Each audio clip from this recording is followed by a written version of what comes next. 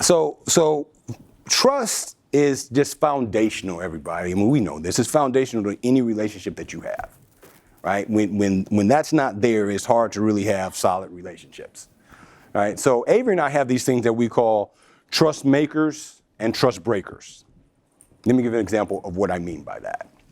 So when you give someone the rationale behind decisions that you make or actions that you take, if you give them the why behind that, then that's an excellent way that you can build trust in your relationship. I've got a good story that exemplifies this trust maker. When I was 16 years old, I told my parents that I wanted to get a job. And I never worked before, so my dad walked me through the steps on how to do so.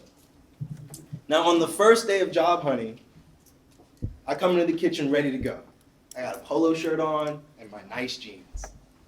Now, I know everybody in here has got a pair of nice jeans, so as you can imagine, I thought I looked fresh. But I got into the kitchen and my dad just laughed and he said, Yo, I see you got your nice jeans on. I need you to go into your room and put on some nice slacks. And then this polo is nice, but you need to go and put on a dress shirt and make sure you iron it, and then we'll bounce. all right. So I head back to my room, go to change, and I'm in the closet and I'm picking out shirts, trying to match them with my slacks. Change, go back to the kitchen, I think I'm ready to go. You look good, man. But you know what really topped this off? Go get a tie and go get a blazer, and then I think you'll be ready to go get a job. Then we'll roll out. So I head back to change yet again, and this time I'm a little irritated because I feel like a 16-year-old that's going on 26.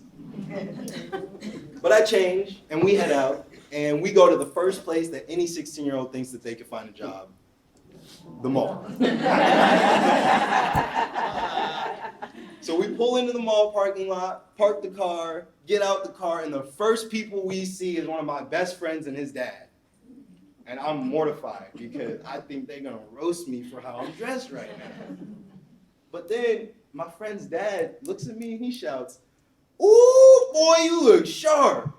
And I kind of puff up my chest, straighten out my tie. I'm like, you know what, I do look sharp. He asked me where I was going. I said, "Sir, I'm going to look for a job."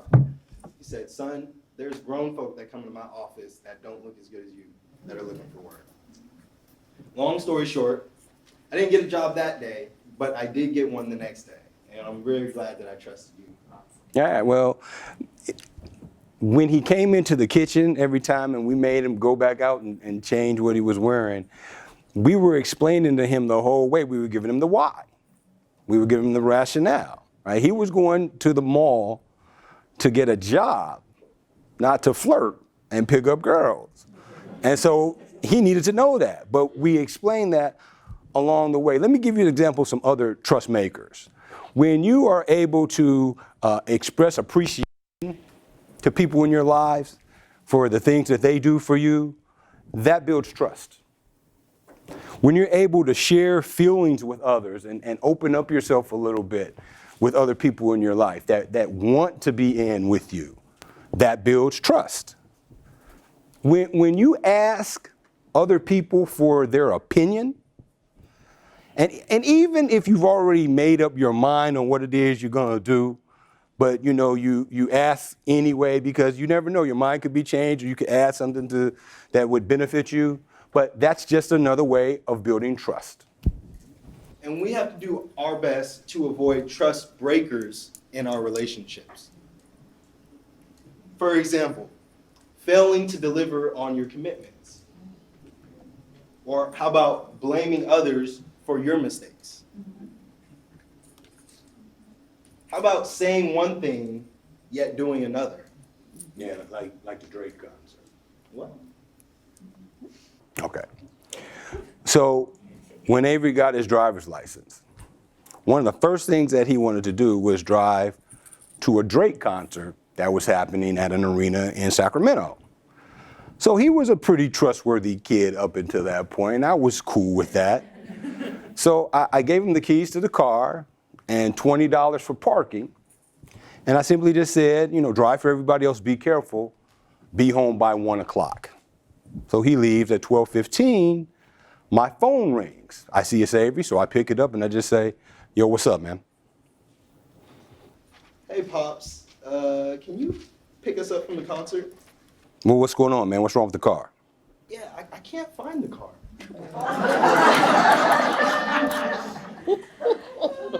Okay, man, well, I've lost cars in big arena parking lots too. Quit being lazy, just walk around and find it.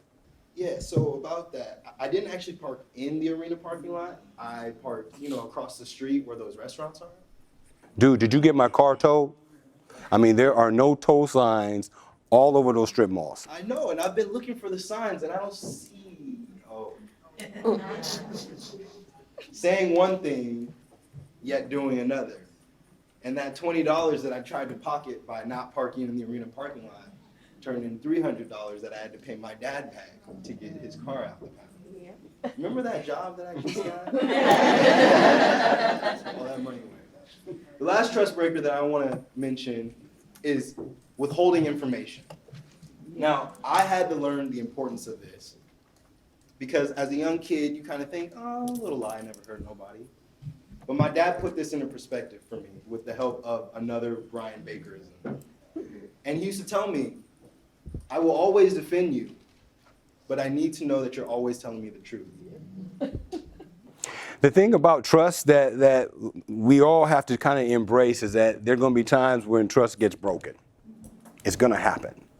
And what we're here to share with you today is it doesn't need to be permanently broken. You can always work to get things back. It may take some time, but you can work to get there.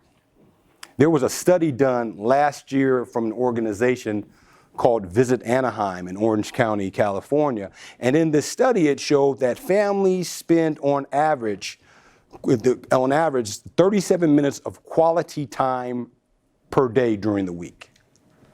37 minutes of quality time per day during the week. Now, on the weekends, it went up a little bit in terms of the amount of time that they spent, but we all know that we have busy schedules, ships passing through the night, parents got certain things, kids, if you have, more than one, you got activities going all over the place. But we have to be able to spend time together in order to build bonds and in order to build trust. It has to happen. So we want to just share with you a few ways that you can do that very easily.